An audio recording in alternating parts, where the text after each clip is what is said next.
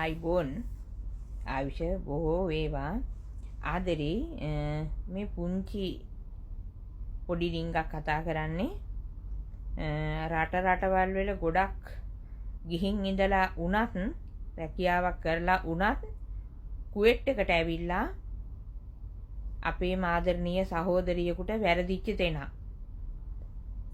අපි ලංකාවේ ඉඳලා ගෙදරකට ආවට පස්සේ ඒජන්සියෙන් ඔයාලව ගෙදරකට දුන්නට පස්සේ ඔයාලා අනිවාර්යෙන්ම ඔයගොල්ලෝගේ බාබා හෝ මාමා ඔයාලට අකාමා ගහලා පතාක එක හදා ගන්නවද හදලා දිනවද නැද්ද කියලා හොඳ කල්පනාවෙන් ඉන්න. ඔයගොල්ලෝ මෙඩිකල් එක කරගෙන ගිහිල්ලා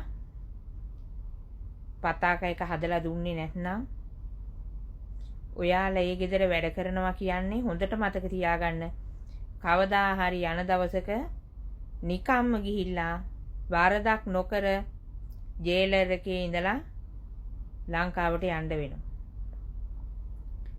මම මේ හොඳටම දන්න සහෝදරියකට වෙච්ච දෙයක්. ඒ අක්කා හොඳටම දන්න කෙනෙක්. මෙහි කුවෙට් එකට ආවා. ඇවිල්ලා ගෙදරක වැඩ කරලා අවුරුදු 2ම හිටියා. ඒජන්සියෙන් කතා කරා යාට මේ ඒජන්සිය හොඳයි කතා කරා. එයා ටිකට් එකකට ආවේ. ඊට කලින් ඒජන්සි වලින් ආව කට්ටියටත් ඒ ගෙදර ඒ දේම කරලා තිබුණා. මේගොල්ලන්ට කවදාකවත් අකාම එකක් ගහලා පතාක එකක් හදලා දෙන්නේ නැහැ. යන කම්ම බෙහෙතක් හේතක් ගන්න ඕන වුණා මොනා කරා කොහොම හරි ඒගොල්ලෝ බෙහෙත් ටික ගෙනත් දෙනවා අරක මේක කරලා අන්තිමේට මේ අක්කට කිව්වේ මොකද්ද කියලා දන්නවද? අන්තිම වෙනකන් ඉඳලා ඔයාගේ પાස්පෝර්ට් එක නැති වෙලා. එහෙනම් પાස්පෝර්ට් එක නැති වෙලා නම් එම්බසියට ගිහින් પાස්පෝර්ට් එකක් හදන්න පුළුවන් නේද? මෙයාගේ પાස්පෝර්ට් එක නැති වුණා කිව්වා මෙයාට පතාක එකක් හදවුවේ නැහැ. අන්තිම මොහොතට යන්න ලං වෙනකොට මට කෝල් කරනවා. මොකද කරන්නේ කින්ද මන්ද කියලා අහනවා.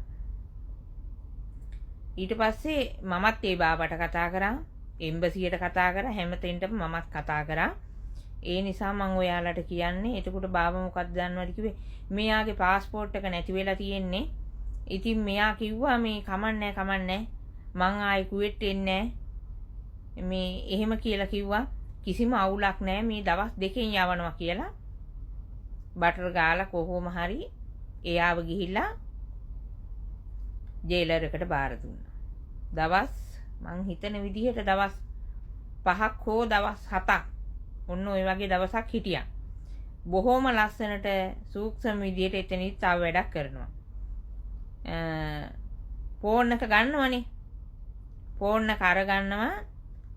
මෙයාලා යනකොට මේගොල්ලෝගේ ෆෝන් එක දෙන්නේ නැහැ. අනික් කට්ටියට ගන්න ෆෝන් එක දෙනවනේ නේද?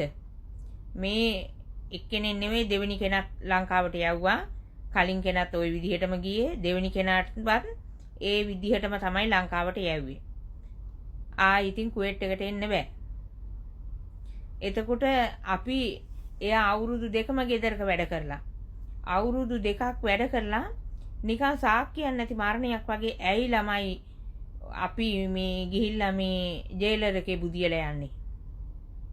ඇයි අපි නියම විදිහට ලංකාවෙන් ආවනම් ඒ ආවතෙන නියම විදිහට අවුරුදු 2ක් වැඩ කරා නම් අනිවාර්යෙන් ඒගොල්ලෝ අපේ අකාම එක ගහන්න ඕන.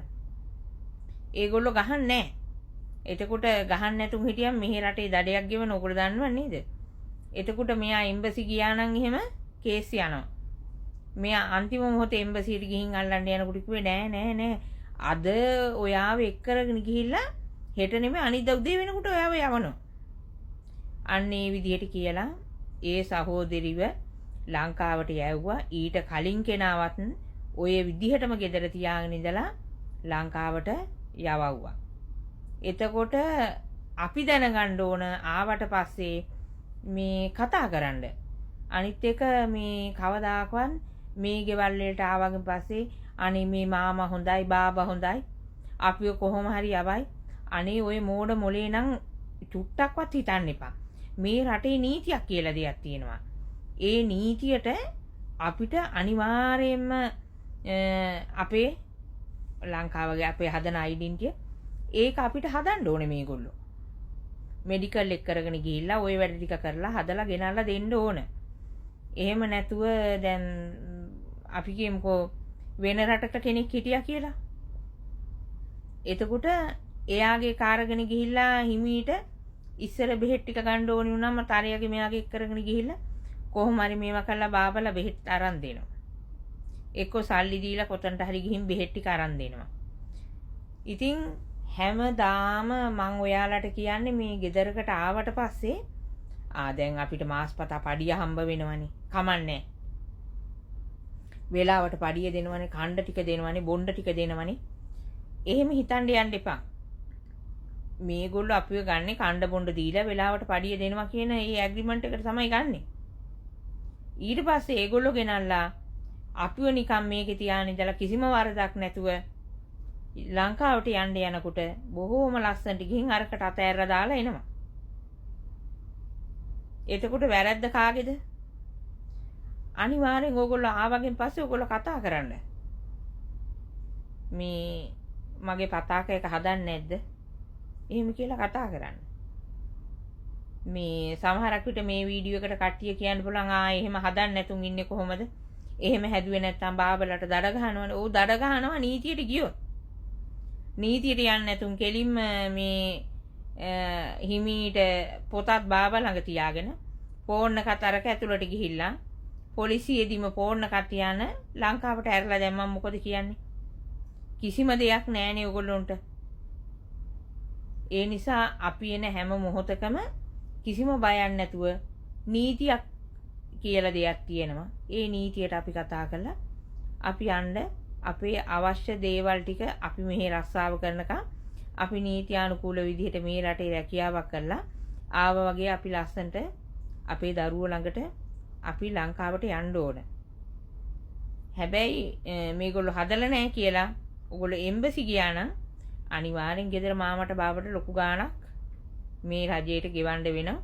ඔයාලගේ නෑ කියන හැම දෙයක්ම මෙයාලට හදන්න වෙනවා. ඉතින් එච්චර ලොකු දේවල් කරන්න උඩ පනින්න ඕනේ අපි ඇවිල්ලා මාසයක්ද දෙකක්ද තුනක්ද ඉන්නකොට ඔයාලට අහන්න පුළුවන්. ඔයාට මා ඕනද? හදන්නේ නැද්ද?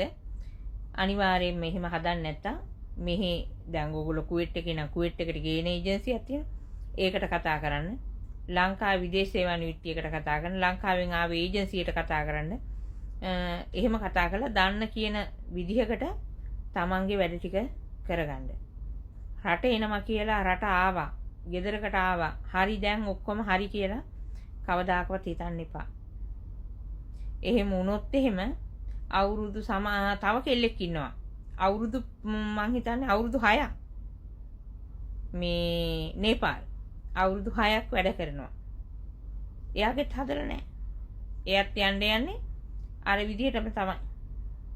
කියන්නේ ඔයාට යන්න ඕනි වෙනකොට වන්නේ ඔයාව ගිහින් අල්ලන්නේ. බය වෙන්නේ නැතුව ඉන්නකෝ. ඔන්න මාමලාගේ කතන්දරේ. වැරද්ද අපේ නම් අපි දඬුවම් විඳින්න ඕන.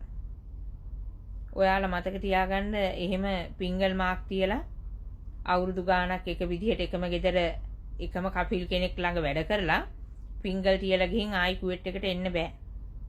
සමහර විට අවුරුදු 5කටද 10කටද නැත්තම් මේ තියෙන පිංගලක මොන වගේද කොහොමද කියන්න මම දන්නේ මම දන්නේ මටත් කතා කරලා මමත් ඒ ගැටලුවට එම්බසියට කතා කළේ ඒ බාබටත් කතා කරපු නිසා මම ඔයාලට වගකීමෙන් මං කියන්නේ කවමදාකවත් තමන්ගේ දේ තමන් කරගන්න බය වෙන්න එපා.